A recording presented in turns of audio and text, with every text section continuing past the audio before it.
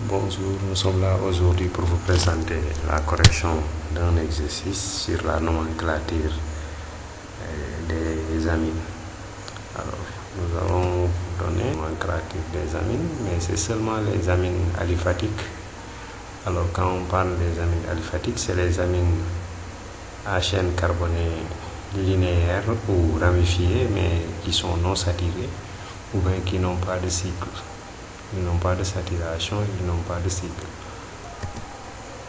On va commencer avec la première. Voici l'amine qui est là. Il doit donner son nom. Alors, vous prenez départ toujours de l'alcane correspondant. Alors ça, si c'était un alcane, il y a deux carbones sur la chaîne carbonée. Alors dans ce cas, ça devrait être éthane. Maintenant, voici la fonction amine. Donc ça doit être éthanamine. Donc ça, on dit que c'est l'éthanamine. On passe à la suivante. Voilà, on donne le nom de B. Voici B, qui est un composé qui n'a pas de saturation quelque part, donc c'est une amine aliphatique. Alors, la première chose qu'il faut faire, c'est de repérer la chaîne principale. Donc ici, notre chaîne principale, on peut dire que c'est ça, c'est ce qu'on a entouré en jaune. C'est ça qui est notre chaîne principale. Et on doit le numéroter dans les deux sens. Et ici, lorsqu'on numérote, on commence par ce carbone-là. On a le carbone numéro 1, le carbone numéro 2 et le carbone numéro 3. Ici, le carbone numéro 4. Donc ici, à la deuxième position, on a NH3. Mais quelqu'un qui numérote en commençant par ce carbone, il aura 1, 2 et 3 ici. Et dans ce cas, le 3, l'indice 3 est plus grand. Alors que dans ce sens-là, l'indice 2 est le plus petit. On choisit toujours l'indice le plus petit.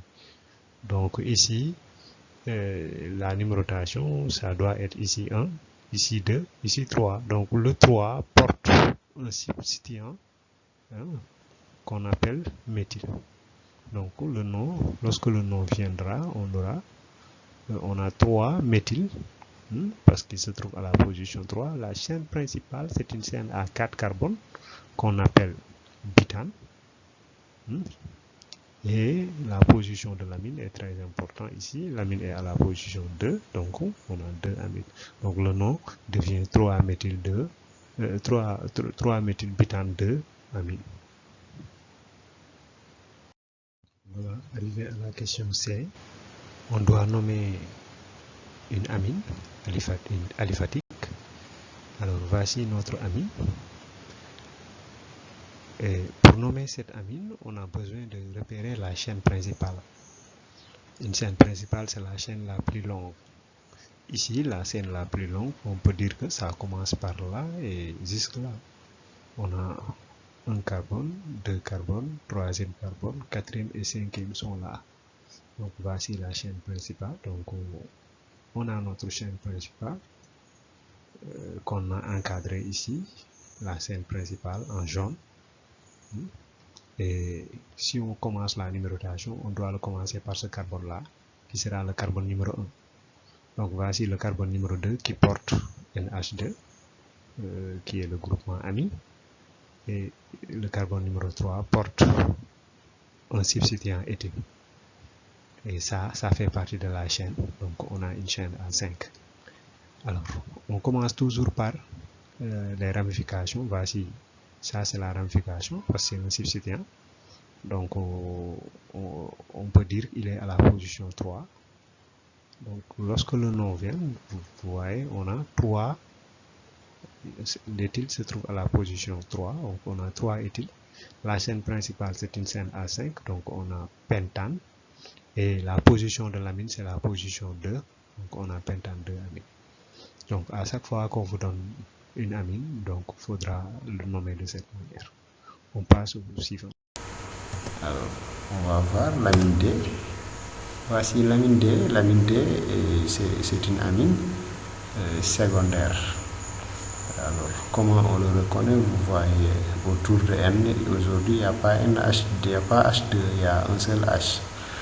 Donc on a une amine secondaire, et pour les amines secondaires, on note d'abord le substituant. Le substituant aujourd'hui c'est NH3, parce que le groupement le plus volumineux va porter la chaîne. Donc ici, on va considérer que c'est ça l'amine, c'est un substituant. Donc on aura N-méthyl, phénylamine.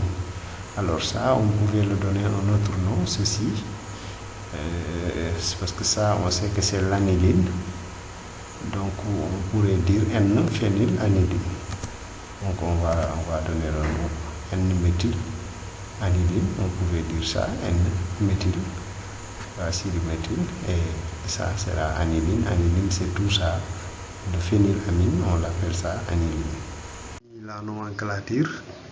La nomenclature des amines, nous sommes là avec le E, composé E, qui est une amine secondaire. Quand on dit secondaire, c'est parce que ici, avec N, il est accompagné d'un seul H, et que le NH3 là, c'est un substituant, et que ce groupe-là, c'est le groupe le plus volumineux, donc la chaîne principale est ici.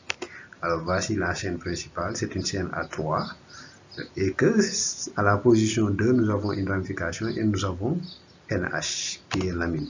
Ce qui veut dire que, ici, on a N-méthyl, qui représente ça. On a 2-méthyl qui représente ça, 2-méthyl. On a propane qui représente ce qui est en zone, à l'intérieur de ce qui est entouré en zone. Propane, 2 amines, la position de l'amine. Donc c'est comme ça qu'on donne ces composés-là leur nom. Alors on passe au composé F. Voici le composé F aussi, qui est une amine secondaire. Donc le groupement le plus volumineux est là. Voici le groupement le plus petit, donc qui sera noté comme le substituant. Donc aujourd'hui on a un substituant éthyle. Alors on repère la chaîne principale qui est une chaîne A3, la ramification c'est méthyle. Donc le nom va commencer par N-éthyle. Vous voyez, vous avez N-éthyle, 2-méthyl, propane, 2 amines. On passe au modèle suivante. Alors, voici le composé G. G, c'est une amine de classe tertiaire. Nous avons ici un groupement méthyle, nous avons ici un groupement phényl, ici un groupement phényl. Alors, le groupement méthyle sera un substituant, l'un des groupements phényl aussi sera un substituant. Donc ici, on a N-méthyle, N-phényl, et là, on a phénylamine. On peut l'appeler phénylamine comme on peut l'appeler l'aniline. Vous voyez, N-méthyle, ça est là, c'est ce méthyle-là. N-phényl, on peut dire que c'est ce méthyle-là. Et phénylamine, c'est ça. D'accord? Alors, ceci, on pouvait changer le nom, on peut donner un autre nom, dire que c'est N-méthyle, N-phényl, aniline, puisque aniline, c'est le phénylamine qu'on appelle aniline. D'accord? Donc, tous les deux noms sont valables. Après le G, on va donner le composé H. Voici notre composé H, qui est encore une amine de classe tertiaire. Et là, on repère le groupement le plus volumineux qui est là.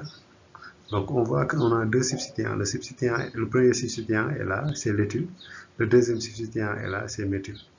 Donc aujourd'hui, on aura N-éthyle, N-méthyle, puisque éthyle va venir en première, on doit respecter l'ordre alphabétique pour les substituants. Mais d'abord, la chaîne principale, on voit que la chaîne principale, c'est une chaîne à 4. Lorsque vous commencez ici, vous comptez jusque-là, vous avez 4 carbones. Et que la position, cette position de l'amine est à la position numéro 2. Alors, on va donner le nom. Le nom est là, N-éthyle, N-méthyle, butane, 2 amines. Donc ça, c'est très important. On passe à l'amine I, le composé I. Alors, nous avons encore une amine de classe tertiaire. On doit donner le nom. On repère d'abord les substituants. Nous avons le premier substituant qui est éthyle, le deuxième substituant qui est méthyle, et nous avons notre chaîne principale qui passe de là à là. Alors, la chaîne principale est là, entourée en jaune, pour que ça soit beaucoup plus clair. Donc, le nom ici va commencer par N-éthyle, en respectant l'ordre alphabétique, N-méthyle, et propane, la position de N, c'est 2 amines. Donc, vous voyez N-éthyle, N-méthyle, propane, 2 amines. Voilà, c'est terminé. C'était ça. Donc, on vous demande d'abonner à la chaîne Xam PC pour recevoir les autres vidéos sur les autres exercices et sur d'autres leçons.